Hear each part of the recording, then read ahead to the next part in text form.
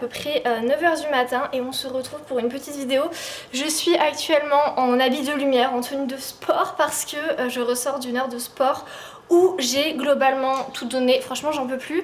Tous les matins, attendez je vais fermer ma fenêtre en même temps que je vous parle, donc voilà, tous les matins je fais à peu près une heure de sport. En fait j'ai une salle de sport qui est littéralement en face de chez moi. Quand je vous dis en face, c'est que je traverse le trottoir et je suis à la salle de sport. Donc franchement j'ai plus d'excuses pour me lever le matin, surtout que je travaille de chez moi. Donc j'ai juste à ouvrir les yeux, mettre ma petite tenue et aller hop hop hop à la salle de sport. J'ai fait... qu'est-ce que j'ai fait? J'ai fait... Oula, il y a des gens qui passent devant ma fenêtre, mais c'est une gênance. Bon, va falloir que je m'habitue. Bref, du coup, j'ai fait 20 minutes de tapis. Vous savez, des tapis là où on marche, on court. Enfin, moi, j'ai marché surtout. Mais j'ai marché avec une pente de 15. Je sais pas trop ce que ça veut dire, mais 15, la vitesse 15. Et à peu près à 5 km/h. Donc, franchement, c'est pas mal. Ça fait beaucoup brûler de calories.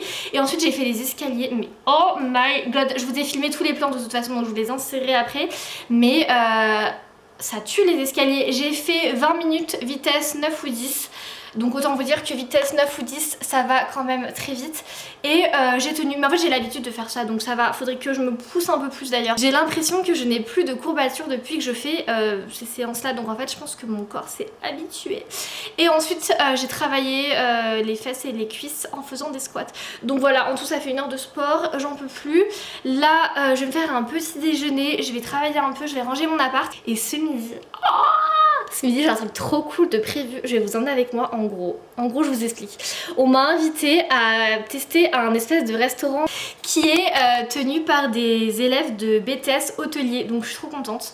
Donc je vais faire ça ce midi. Avant je vais faire un matcha, je vais vous montrer comment je le prépare, vous allez voir c'est incroyable. Ah oui, et je voulais aussi vous tourner une journée dans mon assiette, donc bon on va voir, j'ai trop d'idées.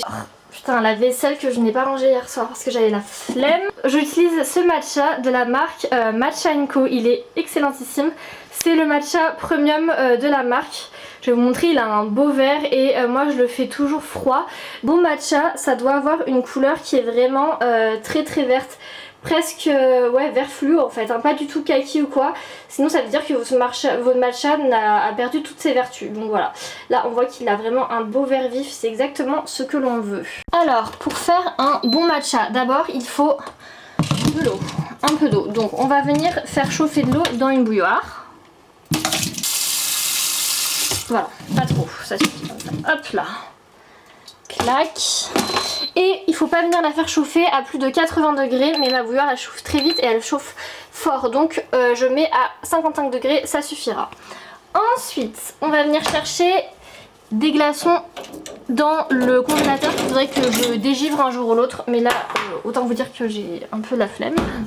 Donc voilà les petits glaçons que je vais venir démouler parce qu'ils se démoulent pas, donc il faut mettre un peu d'eau chaude. Une fois que vous avez mis tous vos glaçons dans un beau verre comme ça, ça déborde carrément. On va venir prendre un petit bol avec notre matcha. Moi j'ai une cuillère spéciale matcha, en fait il faut mettre 1 gramme par boisson. Donc je vais venir prendre 1 gramme à une main, c'est pas hyper facile. Ah non moi j'en veux quand même beaucoup, j'ai besoin de beaucoup d'énergie aujourd'hui. Voilà, pas tant que ça. Voilà, parfait. Donc on vient de mettre notre petite cuillère de matcha. Oh my god, c'est tellement beau, genre je sais pas, la couleur elle est trop belle. Bref, ensuite on vient prendre notre eau qui a chauffé et on va venir la mettre dans notre bol. Voilà. Pas trop. Un peu plus. Comme ça c'est bien. On va prendre un petit fouet matcha. Lui il a un peu au bout de sa vie, mais bref. Fouet à matcha, oh, il est en bambou comme ça. Je l'ai acheté sur le site de la marque et vous venez touiller comme ça en faisant des va-et-vient, surtout pas de cercle, surtout pas ça, mais des petits va-et-vient comme ceci pendant en fait jusqu'à ce qu'il n'y ait plus de grumeaux dans votre préparation. Voilà, vous jugez à l'œil, hop hop hop. Une fois que la soupe est prête, on va venir prendre du lait. Le lait, pas n'importe lequel, toujours ce lait là. C'est un lait Ricoco, c'est le meilleur de la terre.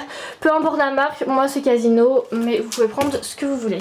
Mais surtout pas du lait de vache parce que j'aime pas trop le lait de vache, enfin, surtout pas. Il y a un glaçon en trop. Je vous déconseille le lait de vache dans le matcha parce que je trouve que ce n'est pas très bon. Et on va venir en mettre une quantité généreuse. Stop, voilà. Et là on va venir ajouter notre matcha à la préparation en essayant... Ah c'est chaud de ouf. Ah Ah, c'est chaud. On va venir... C'est vraiment chaotique cette recette. Bon, si vous êtes encore toujours là, bravo à vous.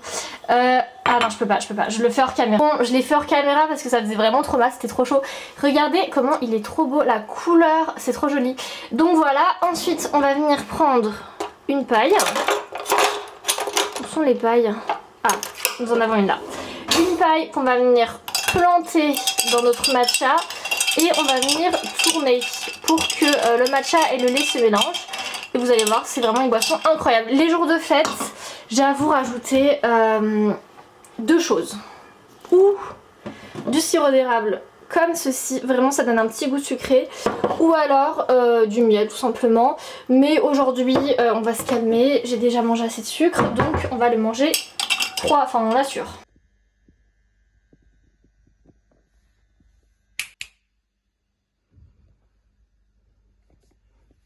Je crois que je vous ai jamais montré ma salle de bain. En fait, je sais pas si ce vlog sortira avant ou après ma vidéo appartement tour. Mais regardez ma salle de bain, s'il vous plaît. Est-ce que vous avez déjà vu un truc pareil? Ah, mais attendez, je peux faire un truc de fou. Regardez si... regardez. En fait, c'est une inspiration un peu marocaine. On se croirait à Marrakech tous les jours. J'aime beaucoup.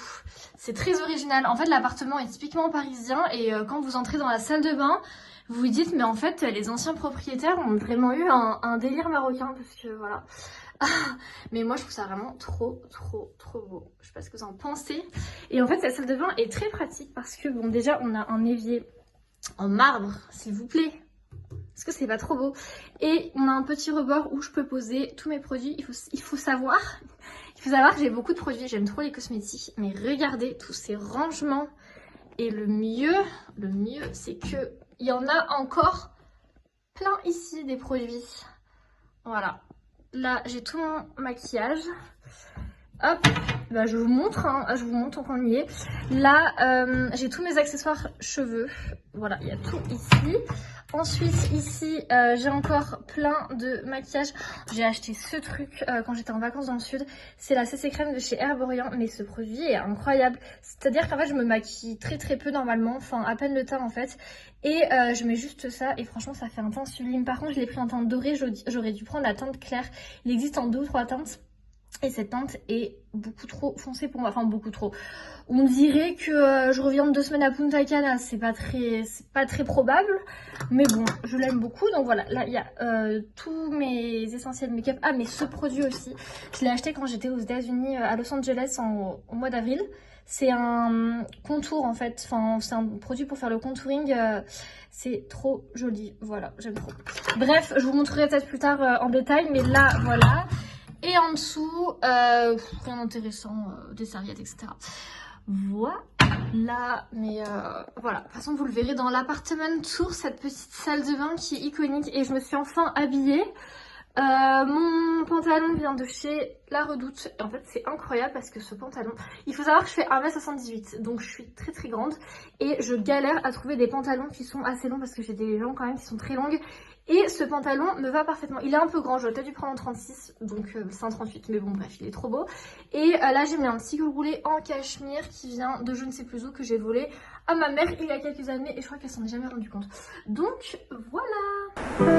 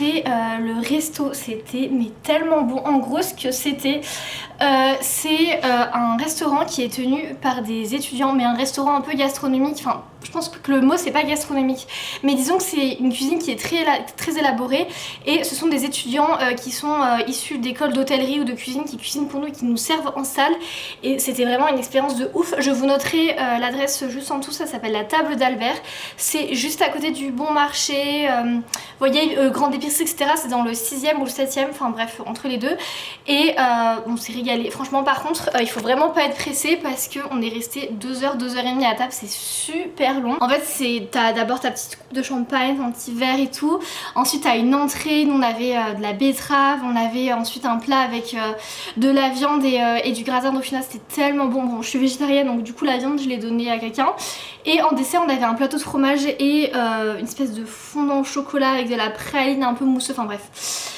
incroyable. Donc voilà, ça a duré 2h30, c'est une expérience qui est assez longue, mais honnêtement si vous voulez bien manger pour pas cher, parce qu'en fait on a mangé tout ça pour 20 € alors que je pense que dans un restaurant classique ça aurait coûté beaucoup plus cher. Donc voilà, je vous recommande l'expérience.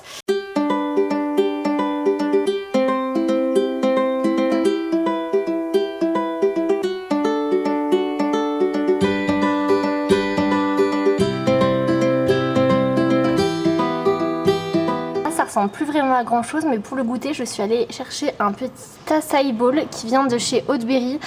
C'est une chaîne qu'il y a dans Paris et un peu partout dans le monde, parce que en avril j'étais allée à Los Angeles et il y en avait un juste à côté de l'immeuble où on était. C'est tellement bon l'acai, dedans il y a du beurre de cacahuète, de la purée graine de chia et tout, des myrtilles, enfin bref c'est trop bon, donc j'ai mangé ça pour le goûter.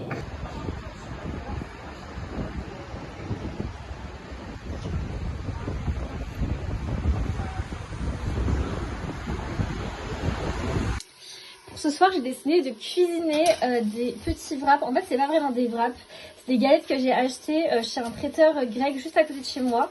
Et à l'intérieur je comptais mettre ceci. Alors là-dedans il y a des courgettes, des poivrons et de l'halloumi. C'est tellement bon, l'halloumi c'est hyper salé, c'est pour ça que je vous conseille de le cuire en fait. Sinon c'est un fromage qui est beaucoup trop salé non cuit. Mais voilà, ce qui est bien avec les wraps un peu comme ça, c'est que vous pouvez mettre n'importe quoi dedans, ça va être toujours super bon. Vous pouvez mettre tout ce qu'il y a dans votre frigo. Et puis une petite sauce, un petit filet d'huile d'olive et puis voilà, c'est parti, ça fait un trop bon repas. Dans tous mes plats, j'aime trop rajouter un filet d'huile d'olive, d'huile d'olive, n'importe quoi. Filet de miel, je trouve que ça donne tout de suite plus de goût et surtout ça donne un petit côté sucré salé. Voilà, on en met généreusement, ça donne un petit goût trop bon, et aussi du poivre. La base, franchement je mets pas beaucoup de sel, je mets surtout du poivre parce que déjà de 1 c'est meilleur pour la santé et de 2 je préfère au goût. J'ai tartiné ma petite galette avec cette sauce, je vous l'avais montré dans le dernier vlog, avec de la pistache, c'est trop bon. Il y a un petit bout qui a été croqué parce que j'ai tellement faim que j'ai pas su résister, j'ai croqué un bout, oupsie. Et là j'attends que mes petits légumes cuisent. Moi j'ai tellement hâte de manger, j'ai trop faim.